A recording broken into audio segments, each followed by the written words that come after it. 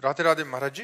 महाराज जी, पत्नी में ईश्वर देखकर यदि उससे अपार प्रेम करें। है ही, एक होता है देख कर करना, है ही, पर ईश्वर से प्रेम करो, पत्नी के रूप से नहीं, क्योंकि रूप तो मर जाएगा आज नहीं तो कल। फिर लोग कहते हैं जादू टोना कर दिया पत्नी ने, जोरू का गुलाम है, मतलब इतना प्यार कर रहा है। तो तुम्हारे प्यार को लोग कैसे जान गए? कैसे जान गए? तुम बाजार में निकलते हो क्या प्यार करते हुए? अरे अपने प्यार को कौन जान सकता है? प्यार हृदय का गुह्य विषय है। हम पत्नी से प्यार करते हैं तो ये कैसे कोई जान गए? हाँ, घर के माता पिता कहें वो बात अलग है, लोग तो प्रवेश ही नहीं है। पति और पत्नी के प्यार के संबंध में लोगों का क्या प्रवेश? प्यार महान होता है, पर वो महान से होता है, वो लघु से नहीं। ये शरीर नाशवान है, शरीर से प्यार करोगे रोना पड़ेगा, आज नहीं तो कल रोना पड़ेगा। शरीर टिकाऊ वस्तु नहीं है।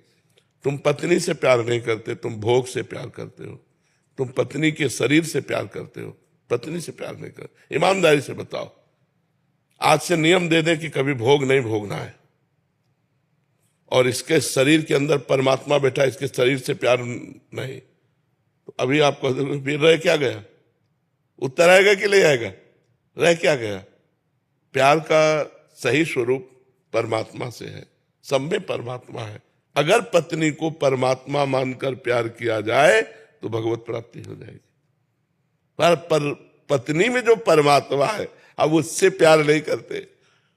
हम पत्नी के शरीर से प्यार करते हैं, और हमारे प्यार का उद्देश्य भोग होता है। नेत्र का भोग, जनेन्द्रिय का भोग, अन्य इंद्रियों का भोग। समझ पा रहे हो आप? इसीलिए हमारी दुर्गति होती, परमात्मा प्राप्ति नहीं होती।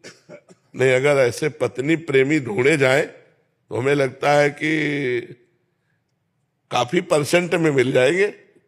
काफी परसेंट नहीं मिल जाएंगे, काफी परसेंट में। प्राय आज इधर कल उधर ऐसी वृत्ति दौड़ाई जाती है। तो हम तो धन्यवाद देते हैं पत्नी प्रेमियों को और पति प्रेमियों को। जो पत्नी अपने पति से प्यार करे और जो पति अपनी पत्नी से केवल प्यार करे और भगवान का नाम जप करे, व्यभिचार ना करे, इधर उधर गंदी बात ना करे, तो धर्म से चलने वाला भगवान को प्राप्त हो जाएगा। पर असली में प्यार नहीं है। असली में प्यार तब होता है जब उनके अंदर बैठे हुए हम परमात्मा से प्यार करें। पत्नी को अभी शरीर छूट जाए तो आप कितने दिन रख सकते हैं? नहीं रख पाएंगे ना। आपसे पूछा जाए इसी शरीर को प्यार करते थे तो अब क्यों नहीं रख सकते, तो आप कहोगे वो चला गया।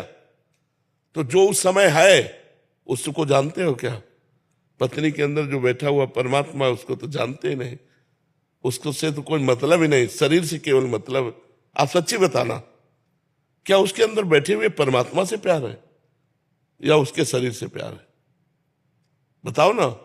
अरे जी, भगवान को देख के कैसे प्यार किया जा सकता है? अगर सामने भगवान देख रहे हैं फिर व्यवहार भी करना है, ऐसा हो सकता है क्या? हाँ बिल्कुल, क्यों नहीं, बहुत जोर से होता। गुरु में नहीं भगवान देखा जाता, गुरु को प्यार नहीं किया जाता, गुरु के शरीर को क्या प्यार नहीं किया जाता, पर गुरु के शरीर को प्यार करते हुए परब्रह्म माना जाता है। मेरे गुरुदेव हैं, अंदर से भाव आए कि मेरे परमात्मा मेरी पत्नी का रूप धारण करके आए हैं, मेरे श्री कृष्ण पत्नी का रूप धारण करके आए, तो उससे प्यार करेंगे, उससे डांटेंगे, उससे लड़ेंगे, लेकिन अंदर भाव रहेगा मेरे भगवान है। लेकिन ये भाव नहीं रहता कि मेरे भगवान है, मेरी भोग्या है, ये भाव रहता है। पर अब अपनी आसक्ति को अब हम नया रूप दे दें तो हमारा कल्याण हो जाए कि मैं जिससे आसक्त हूं, इस शरीर से, इन भोगों से, ये तो है, लेकिन इसमें भगवान है, इसलिए इसको मैं प्यार करता हूं। अगर आज भगवान इससे अंतर ध्यान हो जाए तो इसी शरीर को मैं जला दूंगा। जला देंगे ना। तो वास्तविक में भगवान से ही प्यार है, और प्यार शब्द सार्थक भगवान से ही होता है। अनुजा अग्रवाल जी, मेरठ से। राधे राधे महाराज जी। महाराज जी, मैं विगत करीब 3 वर्षों से आपके कथनानुसार चलने का प्रयास कर रही हूँ। महाराज जी, गीता जी के अनुसार सेवा, परहित चिंतन, स्थिरता आदि का सुख लेना और इनमें बने रहने की इच्छा करना भी परमात्म तत्व की प्राप्ति में बाधक है। इसलिए साधक को सात्विक, राजस और तामस तीनों गुणों से असंग होना चाहिए। महाराज जी, राजस और तामस गुणों के त्याग का मतलब तो समझ में आता है, किंतु दुविधा यह है कि सात्विक गुणों के त्याग। अब जैसे सात्विक गुणों का ये है कि हमने इन पे दया की, रुपए दिए, दान किया, अब इसका मुझे बार बार सुख मिल रहा है, अहंकार जनित, तो ये बंधन कारक हुआ ना। 5,000 दिया, 50,000 परमात्मा दे देगा। 5,000 में तो इतना अहंकार, और 50,000 में कितना अहंकार बड़ा हो जाएगा, तो ये भी बंधन कारक हुआ ना। अब इसको काटना है। जैसे इनके 5,000 हमारे पास रखे हो, फिर हम इनको 5,000 दें तो हमें सुख मिलेगा क्या? नहीं मिलेगा ना, धरोहर है। ऐसे ही दो भाव रखे, या तो ये भाव रखे, हे भगवान आपके द्वारा दी हुई वस्तु आपको दे रहे, तो दियम वस्तु गोविंदम तो ब्रह्म समर्पय, उसमें अहंकार नहीं आएगा। और दूसरी बात यह है कि हमने कभी इनसे लिया है, तभी आज हमको इनको 5,000 देना पड़ रहा है। तो हम अपना कर्जा निपटा रहे, छुट्टी हुई, हम कोई दान पुण्य नहीं कर रहे। और अगर दान मान लो कर रहे हैं तो मेरी वस्तु नहीं है, भगवान की द्वारा दी वस्तु है, सामने वाला भगवान ही है, वो अपनी वस्तु ले रहा है, इसमें मेरा अहंकार क्या? अहंकार अगर यद्यपि रजोगुण का धर्म है, पर क्रिया में अहंकार हो जाएगा।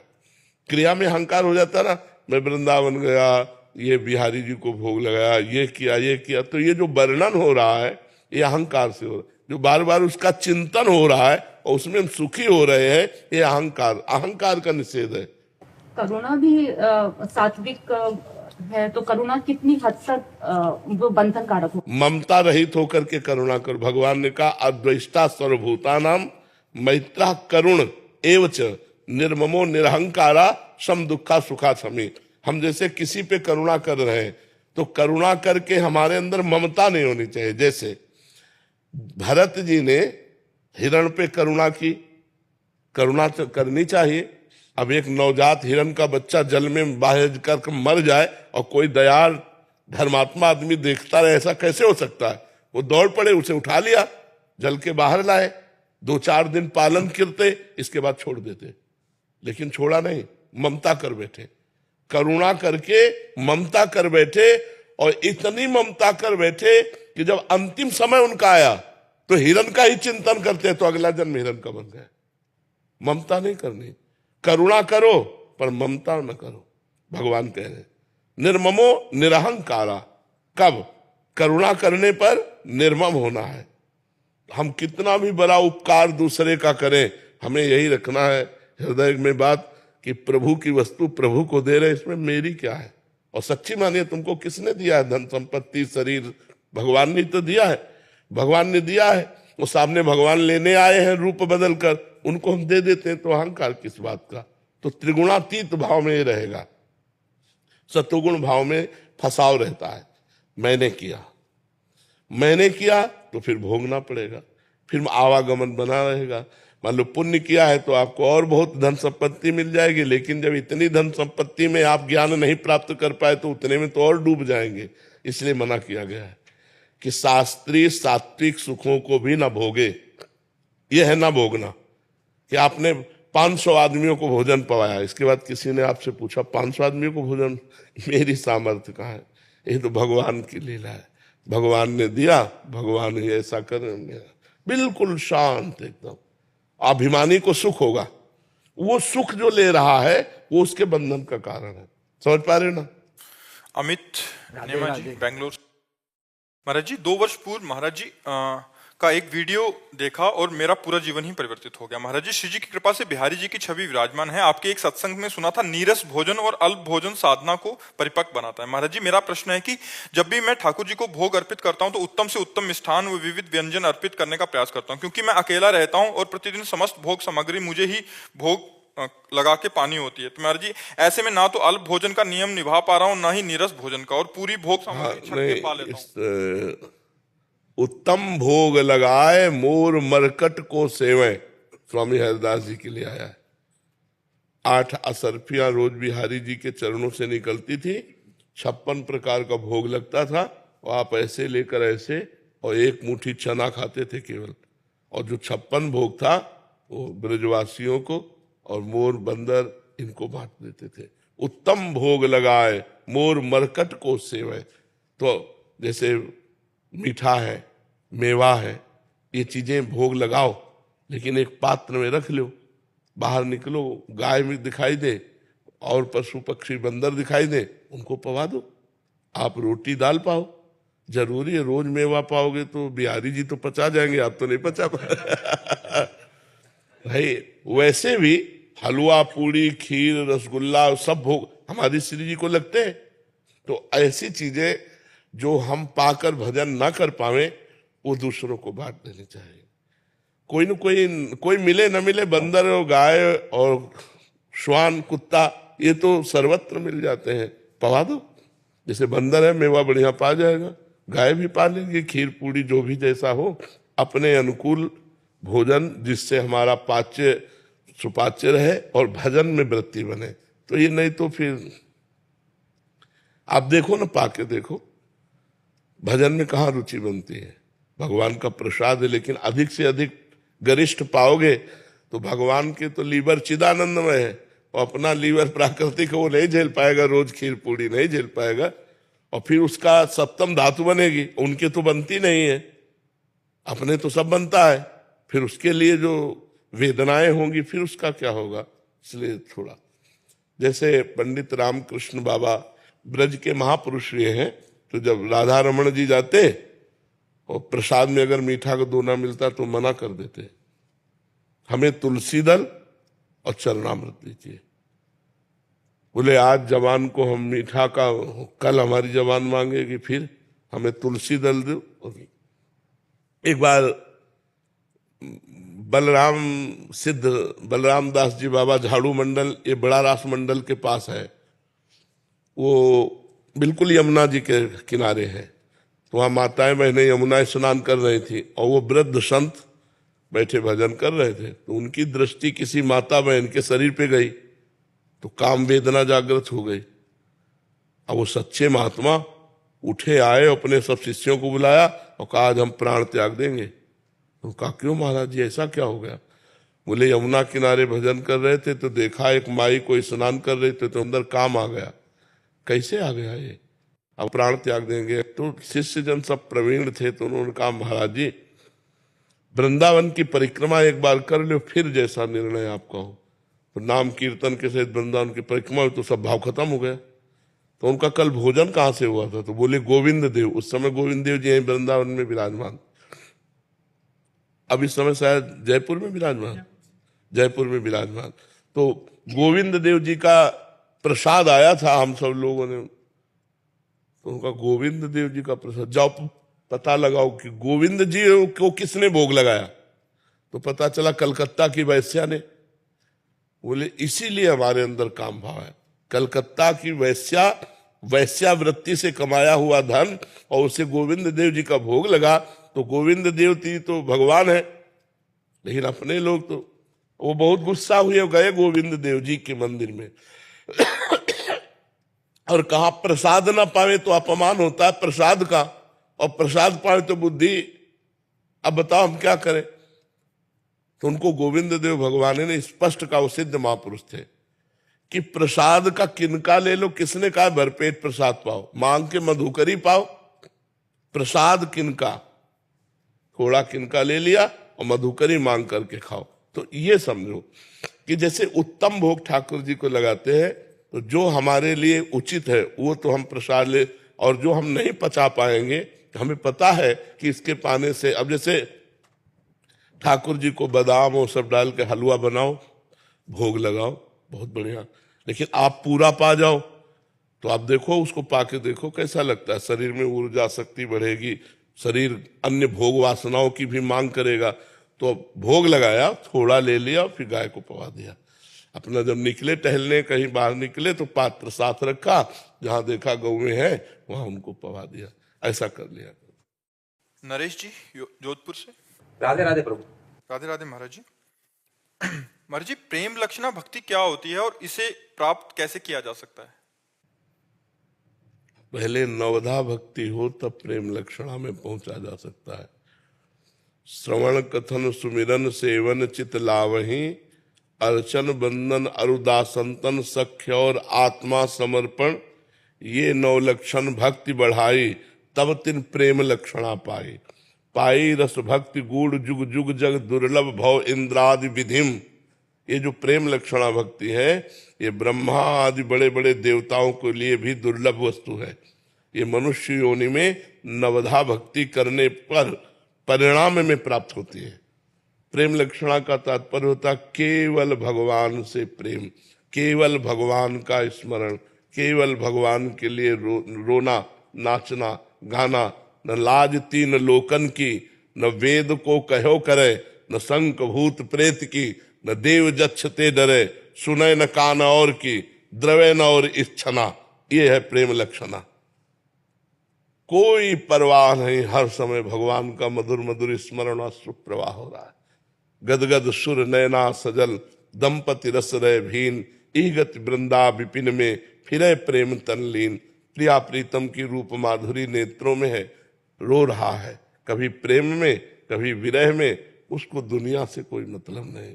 ये प्रेम लक्षण, पर ये ऐसे नहीं प्राप्त होती, ये नवधा भक्ति करने पर प्राप्त होती। नवधा भक्ति पहला है श्रवणम, खूब भगवान की कथा सुने, भगवान की महिमा सुने, भगवान का नाम कीर्तन सुने, श्रवणम।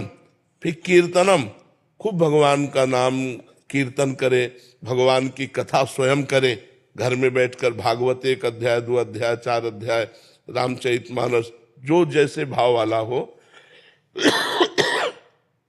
स्मरणम, भगवान के नाम का स्मरण, भगवान की लीला का स्मरण, भगवान के रूप का स्मरण, भगवान के धाम का स्मरण, नाम रूप लीला धाम का स्मरण। श्रवणम, कीर्तनम, स्मरणम और विष्णुर पाद सेवनम, भगवान की चरण सेवा, अच्छे अच्छे पदार्थों से भगवान को भोग लगाना। अर्चनम, पुष्प है, इत्र है, अगरबत्ती, अच्छे अच्छे द्रव्य वस्तुएं भगवान को समझ, और वंदनम, भगवान को साष्टांग दंडवत करना। वंदनम, श्रवणम, कीर्तनम, स्मरणम, विष्णुपाद सेवनम, अर्चनम, वंदनम और दास्यम, मैं भगवान का दास हूं, अंदर ये भाव। और सख्यम, भगवान मेरे मित्र भी है। और आत्मसमर्पणम, भगवान के सिवा मेरा कोई नहीं। जब ये भाव आ जाता है तब भगवान से प्रेम होता है, उसे प्रेम लक्षणा भक्ति कहते हैं। पर शुरुआत यहां से होती, श्रवण से। श्रवण, कीर्तन, सुमिरन, स्मरण, ये जब हमारा खूब भगवान का होगा तब हमारे अंदर दास्य भाव आएगा, सख्य भाव आएगा। फिर आत्मसमर्पण, आत्मसमर्पण पूर्ण है, यहीं से प्रेम प्रकट होता है भगवान के चरणों में। समझ रहे हैं आप? श्रद्धा शर्मा जी बेंगलोर से। राधे राधे। राधे राधे महाराज जी। महाराज जी, भय के माहौल में पूर्ण समर्पित होना मुश्किल सा लग। नहीं, भय तो बहुत कृपा है। भय के माहौल में पूर्ण समर्पित होने का चांस ज्यादा है। किसका है? भय के माहौल में तो पूर्ण समर्पित होने का चांस ज्यादा है। जो सभीत आवा सरनाई, रखियो ताई प्राण की नाई। जब हम भयभीत हो जाते हैं, किसी पे विश्वास नहीं रहता, लगता कोई मेरा नहीं, सब जगह धोखा, सब जगह छल कपट, तब तो भगवान के लिए एक चांस ज्यादा बढ़ जाता है कि अब तो केवल भगवान ही है जिनकी मैं शरण में जाऊं। तो आपका अनुभव गलत है। भय, अगर हमको कोई प्यार कर रहा है तो चांस कम है, फिर तो चांस कम हो जाते हैं कि यार अमुक भैया है, अमुक मित्र है, अमुक है जो हमें प्यार करते हैं, तो वहां हमारा मन टिक जाएगा। जब हमें पता चल गया कि हर जगह छल कपट, हर जगह पाप की बात, हर जगह गलत चिंता, तो हे भगवान आप ही हो जो मुझे अपनी शरण में रख ले। तो भगवान की शरण में होने के लिए भय अत्यंत आवश्यक है। मृत्यु का भय, संसार का भय, ये भगवान की शरण में ले जाता है, ये निर्भय करा देता है। तो हमें लगता है भय आना अच्छी बात है। भय आवे जिससे हम संसार से भयभीत होकर भगवान की शरण में आऊं। जो सभीत, सभीत माने भय सहित, आवाज शरणाई, मेरी शरण में आ गया, तो रखियो ताई प्राण की नाई, मैं उसे प्राण के समान, जैसे लोग अपने प्राणों का बहुत दुलार पोषण करते हैं, ऐसे मैं उसका पोषण करूंगा। विशाल जी जयपुर से। राधे राधे महाराज जी। राधे राधे महाराज जी। महाराज जी, किसी से बात करते समय उसके चेहरे के किस भाग में नाम लिखें या देखें जिससे सामने वाले को पता भी ना लगे और हमारी बात भी बन जाए? देखो, जब हम बात करते हैं तो प्रायः बात करने का ढंग होता है आंख में आंख मिला के बात करना। तो उसके माथे पे बहुत बढ़िया पोस्टर है, माथा एक पोस्टर है, हम उसी में लिख रहे हैं राधा।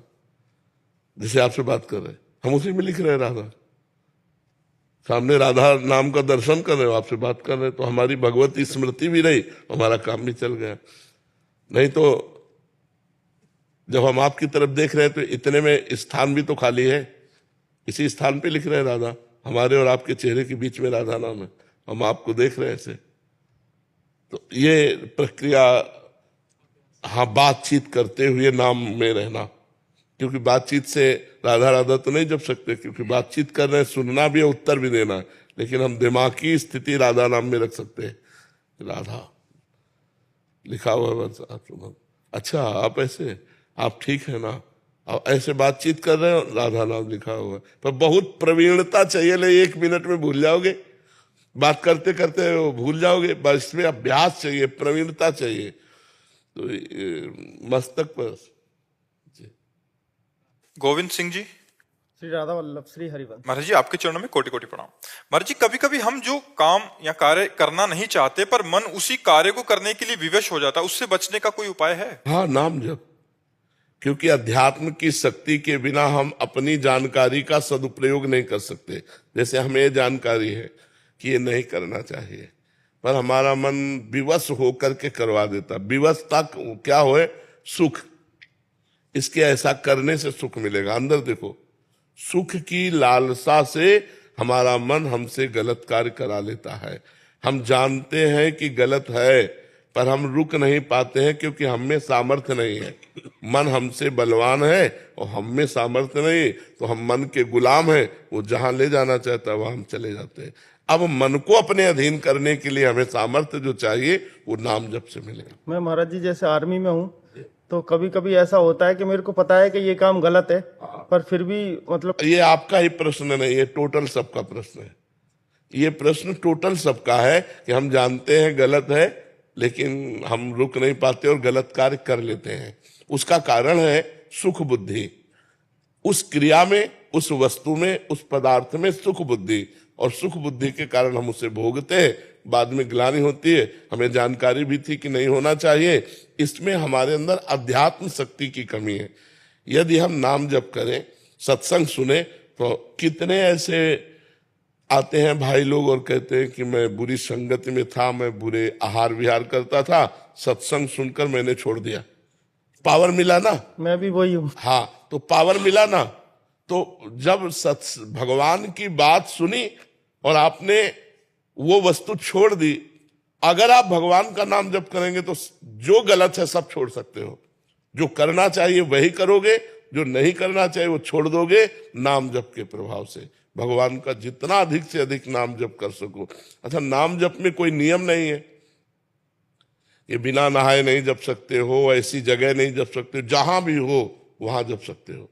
आप शौचालय में बैठे बैठे भी अंदर अंदर जप सकते हो नाम। अपवित्र हो या पवित्र, सब स्थिति में भगवान का नाम जप। उस मंत्र जप में नियम है कि मंत्र अपवित्र दशा में नहीं जप सकते, लेकिन नाम हर दशा में आप जप सकते हो। और नाम जपने से महाबल आ जाता है। कई बार हमने चरित्र सुनाए हैं महापुरुषों के कि नाम जप के प्रभाव से जो आप सोच नहीं सकते वो कर बैठे हो, वो कर बैठे। ठाकुर हरिदास जी यवन कुल में उत्पन्न हुए थे और हरे कृष्ण कृष्ण कृष्ण हरे ये महामंत्र जपते थे। तो काजी वहां का जो था, उसको जब पता चला हिंदू के भगवान का नाम जप करता है, तो कहा इसको कठोर दंड दिया जाए। बादशाह से मिले, हरिदास जी संत थे, उनको बंदी बना लिया, नौजवान शरीर।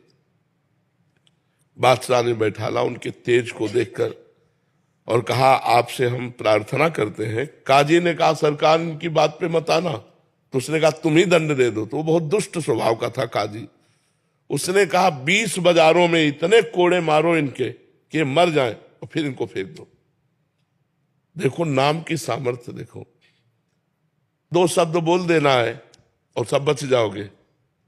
फिर होता कि कौन जानेगा, हम अंदर अंदर जपेंगे, लेकिन धर्म धर्म है। उन्होंने कहा मैं गलत हूं तो बोलूं, जब गलत नहीं हूं तो क्या, वही परमात्मा है। मुझे ये नाम पसंद आया परमात्मा का, उसका नाम जप कर रहा हूं। 20 बाजारों में कोड़े मार मार करके उनकी खाल खींच दी गई। फिर मरा जानकर गंगा जी में फेंक दिया। गंगा का जल स्पर्श होते ही नवीन जीवन उनको मिला।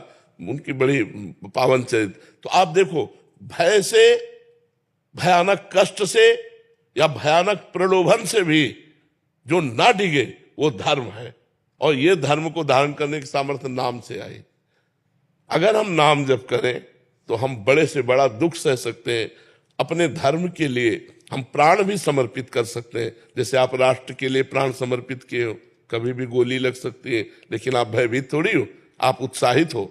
हाँ कि अरे हमारे तिरंगे की रक्षा के लिए चाहे जब हमारे प्राण समर्पित है। ऐसे ही नाम जप के द्वारा जब हमारे अंदर अध्यात्म बल आ जाता है तो हम उत्साहित होते हैं कि भले कष्ट मिले लेकिन मैं धर्म नहीं छोड़ूंगा। धर्म को हम समझने लगते हैं। आज की समाज धर्म को नहीं समझ रही, गंदी आदतों में बहती चली जा रही, गंदे आहार खाते चले जा रहे। आप समझो हमारे सनातन धर्म में इतनी निष्ठा थी कि तलवार की नोक पर गौ का मांस खवाने की कोशिश करते थे तो गला कटवा लेते थे, लेकिन मांस जबान में नहीं। और आज पैसा दे के खा रहे हैं, देश विदेश घूम रहे हैं तो पूछते हैं क्या कि किसका है, पैसा दे के खा रहे हैं। कितना भ्रष्ट होता जा रहा है। आज कोई इन बातों पर विचार करता है कि हम क्या खा रहे हैं, हम क्या भोग रहे हैं, हम क्या देख रहे हैं, क्या सुन कि हमारा धर्म है हम ये नहीं देख सकते, हमारा धर्म है हम ये नहीं भोग सकते, हमारा धर्म है ये हम नहीं चख सकते। कहाँ रह गया? क्योंकि सत्संग नहीं, शास्त्र स्वाध्याय नहीं, तो धर्म का ज्ञान नहीं, तो पशुवत आचरण होने शुरू हो गए। आज इसके संग कल उसके संग ये पशुवत आचरण होने। तो इसलिए नाम जप ही आध्यात्म की निष्ठा और धर्म की निष्ठा प्रकट करता है।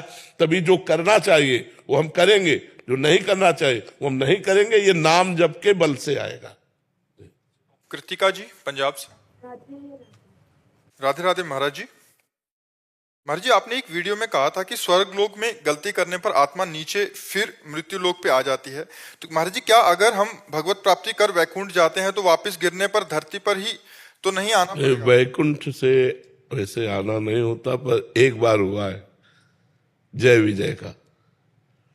जब उन्होंने सनक सनंदन सनातन सनत कुमार को रोक दिया तो इन चारों ब्रह्म ऋषियों ने साप दे दिया उनको, जय विजय को, कि यहां क्या संशय है। और सनक सनंदन सनातन सनत कुमार नग्न रहते हैं, दिगंबर, कोई वस्त्र भी नहीं धारण करते, 5 वर्ष की अवस्था रहती है, और बैकुंठ में कोई पिस्तौल लेके थोड़ी जाएगा। तो क्यों रोक दिया? जय विजय ने रोक दिया ऐसे। तो उनको उस समय क्षोभ हुआ और शाप दे दिया कि जाओ तुम मृत्यु लोक में जाओ और 3 जन्म तक राक्षसी भाव को प्राप्त हो, तुमने अपराध किया। तो वही रावण, कुंभकर्ण, हिरण्यकश्यप, हिरणाक्ष, शिशुपाल, दंतवक्र, ये 3 जन्म उनके हुए। बकाया आज तक कोई प्रमाण नहीं कि बैकुंठ में जाने पर वहां कोई गलती होती है। वहां ऐसे ही जाया जाता है जिनसे गलती सब खत्म हो जाती है। वहां कोई गलती नहीं होती और वहां से फिर आना नहीं होता। भगवान ने कहा है, न तद्भासते सूर्यो न शशांको न पावकः यद गत्वा न निवर्तन्ते तद्धाम परमम मम। मेरा परम धाम है जहां जाने के बाद आना नहीं होता। इसलिए ऐसा संभव ही नहीं है, कोई गलत धाम में जा ही नहीं सकता भगवान के बैकुंठ धाम में। और जो वहां गया फिर उसका आना नहीं होता। एक बार ही आना जाने का जय विजय का चरित्र मिलता है शास्त्र में, और कहीं नहीं मिलता। जी। ऋषि शर्मा जी रांची से। राधा वल्लभ श्री हरिवंश। महाराज जी, आपके चरणों में कोटि कोटि नमन। महाराज जी, सांसारिक जीवन में चुनौतियां आती रहती हैं और हमें लगने लगता है कि हमें सहायता की आवश्यकता है, तो हम प्राय प्रभु से सहायता मांगने लगते हैं। महाराज जी, एक और लगता है कि परमेश्वर तो परम पिता हैं, तो उनसे सहायता क्यों मांगे? मगर ये इसीलिए मांगनी चाहिए क्यों परम पिता है, हम उनके बच्चे हैं और उन्हीं के द्वारा रचा हुआ ये मायामय जगत है। तो हमें मांगनी चाहिए जब तक मांग है। जब मांग खत्म हो जाएगी तो उसे प्रेम कहते हैं। अगर हम प्रभु से ही केवल मांगे तो भगवान उदार भक्त कहते हैं।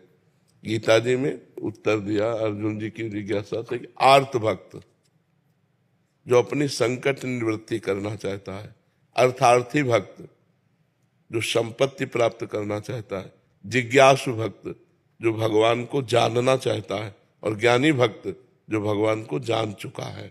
4 का वर्णन किया है। तो 2 तो मायाकृत है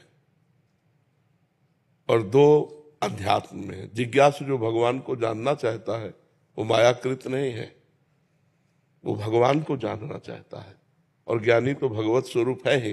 ये 2 भक्त जो है आर्त और अर्थार्थी, संकट निवृत्ति और धन प्राप्ति, ये इसमें लगभग सब आ जाएंगे। 1-2 भक्त ऐसे होंगे जो ज्ञानी में और जिज्ञासु में होंगे, लाखों में नहीं, सब इसी में होंगे। कोई संकट पड़ा तो भगवान से प्रार्थना करते हैं, क्योंकि ईश्वर है, वो जगत के स्वामी हैं। अब हम किससे प्रार्थना करें? जो संकट निवृत्ति के लिए संसारी पुरुषों का आश्रय लेता है वो तो अपने आप को खो रहा है। जो संकट निवृत्ति के लिए भगवान का आश्रय ले रहा है वो अपने आप को जगा रहा है, क्योंकि भगवान संकट निवृत्ति भी करेंगे और हमारे हृदय में भक्ति भी पैदा करेंगे। मनुष्य जीवन कोई ऐसा नहीं है जिसके जीवन में संकट ना आते हो। एक बार परम ऋषि दुर्वासा को दुर्योधन ने 4 महीने सेवा करके चतुर्मास प्रसन्न किया। तो दुर्वासा जी बड़े सिद्ध महापुरुष हैं और शाप और वरदान देने में समर्थ है और क्रोधी भी है, प्रसिद्ध है, क्रोध में प्रसिद्ध है, एक क्षण में गुस्सा आ जाए ऐसे हैं वो। तो उनको प्रसन्न कर लेना बड़ा कठिन था, पर दुर्योधन ने कर लिया। अब वो जलता था पांडवों से, यद्यपि उस समय पांडव वनवास में थे। तो उसने विचार किया कि पांडवों का विनाश मांग ले, पर सोचा कि अगर सीधे विनाश मांगा तो हमारे ऊपर ही क्रोधित ना हो जाए। तो उसने कहा कि प्रभु 4 महीने हमारे यहाँ आपने सेवा का अवसर दिया, एक दिन हमारे बड़े भाई युधिष्ठिर को भी सेवा का अवसर दीजिए, 60,000 शिष्य साथ में। पर ऐसे समय में जाइए जिस समय द्रौपदी ने सूर्य के द्वारा दी हुई बटलोई से प्रसाद पा लिया हो। जब युधिष्ठिर जी के पास बहुत से ब्रह्म ऋषि भी वनवास में साथ गए, उनको बड़ा लगा कि राज परिवार से भोजन इन सब ब्रह्म ऋषियों का हो जाता था, अब कैसे होगा। तो उनको विचार आया कि संपूर्ण जगत को प्रकाश देने वाले भगवान सूर्य ही हमें रास्ता दिखाएंगे। तो भगवान सूर्य की आराधना की। तो भगवान सूर्य ने एक बटलोई दी थी, उस बटलोई का प्रभाव था जब तक द्रौपदी जी पा नहीं लेंगी तब तक चाहे करोड़ों अरबों लोग आ जाए, उसी से सारा भंडारा हो जाएगा, उसी से सब्जी, उसी से खीर, उसी से पूरी, जो जो चाहो, जो संकल्प करोगे वो बटलोई दे देगी। तो अगर बटलोई में द्रौपदी ना पाए और फिर इसी आ जाए 60,000 सहित, तब तो पा लेंगे। तो दुर्योधन ने शर्त रख दी कि जब द्रौपदी बटलोई में पा ले, धो के रख दे, तब आप पहुंचिए और हमारे भाई का सेवा स्वीकार कीजिए। उसने बड़ी गणित लगाई थी कि जब जाएंगे तो आखिरकार निमंत्रण देना ही पड़ेगा। ऋषि आए हैं कि आओ महाराज पाओ। अब 60,000 के लिए तुरंत तो कंदमूल फल भी नहीं हो सकता, वो खवा पाएंगे नहीं, ये साप दे देंगे, वो नष्ट हो जाएंगे। जो दुष्ट प्रकृति का होता है वो बड़ी से बड़ी साधना का फल भी दूसरों का नाश मांगता है, और दूसरों का नाश मांगने वाले का दूसरे का हो कि ना हो, उसका पहले नाश हो जाता है। अब दुर्वासा जी ध्यान के द्वारा देखा कि जब द्रौपदी जी बटलोई में से प्रसाद पा लिए और धो के रख दिए, सोई पहुंच गए। अब गृहस्थ धर्म का एक सबसे बड़ा धर्म है आतिथ्य धर्म। आतिथ्य धर्म दरवाजे पर आए हुए का स्वागत करना। अतिथि कहते हैं जिसका कोई परिचय न हो, कोई तिथि तारीख निश्चित न हो और आ जाए तो वो भगवान है, ऐसा हमारे शास्त्र कहते हैं। अतिथि देवो भव। कम से कम 3 बातें तो हम कर ही सकते हैं अतिथि के साथ। मृदु वचन, राधे श्याम, आइए आइए पधारिए, आसन, कुर्सी, कुछ ना कुछ, बैठिए, जल पीजिए, भोजन पाइए, ये बातें तो हम कर ही सकते हैं ना। इसके बाद अगर वो मांग करता है हमारे पास नहीं है तो हम निवेदन कर सकते हैं कि हम आपको नहीं दे सकते। लेकिन अतिथि को ये 3 बातें तो जल, भोजन, आसन, मृदु भाषण, ये तो किया जा सकता है। युधिष्ठिर जी तो साक्षात धर्मराज का स्वरूप है। उन्होंने प्रणाम किया सब ऋषियों को और कहा आइए आतिथ्य स्वीकार कीजिए। तो उनका हाँ, मैं यमुना स्नान करके आता हूं, तुम व्यवस्था करो। अब 60,000 ऋषियों की व्यवस्था। तो द्रौपदी से पूछा आपने पा लिया? उनका हाँ पा लिया। वो मूर्छित होकर गिर गए। द्रौपदी जी ने उनको चेतना लाई, बोले क्या हो गया? उनका 60,000 ऋषियों और ऐसे ऋषि, दूसरा हो तो क्षमा भी कर दे, दुर्वासा जी तो क्षमा करने वाले नहीं, अब क्या होगा। तो उनका एक सूर्य के द्वारा दी हुई बटलोई पर आपको इतना विश्वास था कि उसमें हमने पा लिया तो आप मूर्छित हो गए, और पूरे विश्व को जो पवाता है श्री कृष्ण पर आपका विश्वास नहीं है। संकट निवृत्ति के विषय में बता, उन श्री कृष्ण पर आपका विश्वास नहीं है, आप इतना मूर्छित क्यों हो गए, उदास क्यों। मैं अभी श्री कृष्ण से प्रार्थना करती हूं, हे श्री कृष्ण, हे करुणामय, जे ही विनय की तो देखा हो पीतांबर फहराते हुए भगवान पधार रहे। द्रौपदी भूख लगी है, उनका जिस समस्या में हम फंसे उसी समस्या की आप बात कर रहे हो। 60,000 ऋषि दुर्वासा जी आए हैं ऋषियों सहित, और सबसे बोले ये सब बातें बात के पहले हमें भूख लगी। उनका प्रभु भूख लगी है, बटलोई तो पाके रख दिया, बोले ले आओ बटलोई। भगवान की सामर्थ्य देखो, कर तुम अकर तुम अन्यथा कर तुम। भला कोई पवित्र नारी पात्र जूठा क्यों छोड़ के धो के रख दे, उसमें कुछ लगा रहे।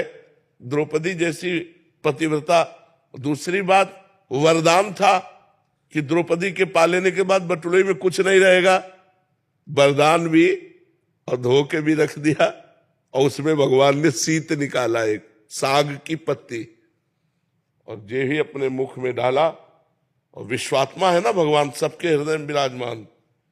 कहा जाओ बुलाओ ऋषियों को, बोले प्रभु कोई व्यवस्था नहीं, बोले जाओ तो तुम, और वहां सब यहां तक भर गए, क्योंकि भगवान तृप्त हुए तो सब भीम बुलाने गए। दुर्वासा जी ने कहा कि हमारी तो इच्छा बिल्कुल अब एक आचमन करने की भी नहीं रह गई। शिष्यों ने कहा गुरु जी और जो आदेश करोगे पालन करेंगे, भोजन की बात मत कहना। तो उनका बेटा वरदान मांग लो, लेकिन हमें भोजन के लिए मत कहो।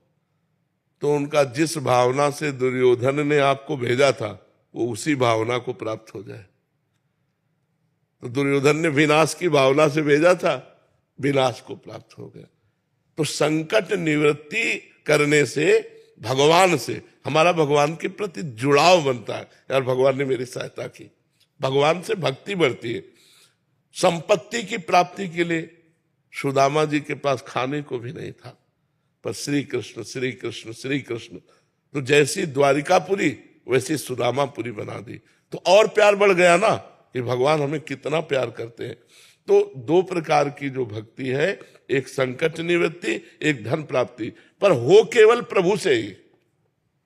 हट होना चाहिए, बने तो रघुवर ते बने और बिगड़े तो भरपूर, तुलसी और ते बने ता बनिवे पे धूल। हम केवल भगवान से ही लेंगे, हम किसी अन्य मित्र दोस्त इधर हमारी वृत्ति नहीं जानी चाहिए, हमारी वृत्ति केवल भगवान से जानी। अब वो क्या रूप लेके आते हैं, मित्र का रूप लेके आते हैं कि किसी धनी मानी का रूप लेके आते हैं, किसी घटना का रूप लेके आते हैं, या क्या रूप लेके आते हैं, देना उनको है, उनके बिल्कुल उनके अधीन हो जाओ। सच्ची आपसे कहते हैं, वो ऐसे निहाल कर देंगे कि आपको धन भी मिलेगा, संकट भी निवृत्ति होगी और आपका कल्याण भी हो जाएगा, भगवान की भी प्राप्ति हो जाएगी। तो जरूर करना चाहिए, भगवान से याचना करनी चाहिए, क्योंकि अब हम औरों से याचना करें तो और खुद परेशान हो, हमारी क्या निवृत्ति करेंगे, संकट निवृत्ति। हम भगवान से सीधे बात करते हैं और वो कहीं और नहीं है, तुम्हारे हृदय में ही बैठे हैं। अंदर ही अंदर प्रार्थना करो, वो सुन रहे हैं, और बार बार प्रार्थना करो जब तक पूरी ना हो जाए, और नाम जप करते रहो, अनुष्ठान करो, भगवान जरूर पूरी करेंगे। करना चाहिए, भगवान से ही मांगना चाहिए। जी प्रश्न कोई नहीं है, फिर भी आपके श्री मुख से सुनने की बस इच्छा है। अवश्य में भुक्तव्यम कृतम कर्म शुभाशुभम, और मंत्र महामण विषय व्याल की मैटर कठिन कुंभ हालिक, इनका समन्वय कैसे हो? हाँ, जब कोई भगवान के भजन में लगता है, क्योंकि शुभ अशुभ कर्म का भोग प्रत्येक प्राणी को भोगना पड़ेगा, चाहे कोई भी हो। अवश्य में वो भोक्तव्यम कृतम कर्म शुभाशुभम, बिना भोगे कर्म क्षीण नहीं होते। और एक लिखा है भावी में टिसके त्रिपुरारी, या मंत्र जप के द्वारा भाल में लिखे हुए अक्षरों को बदला जा सकता है, पर जब इतना मंत्र जप हो जाएगा कि भाल के अक्षरों को बदलने का आएगा, तो वो भगवत प्राप्ति चाहेगा, नाशवान शरीर को क्यों बचाना चाहेगा? तो ना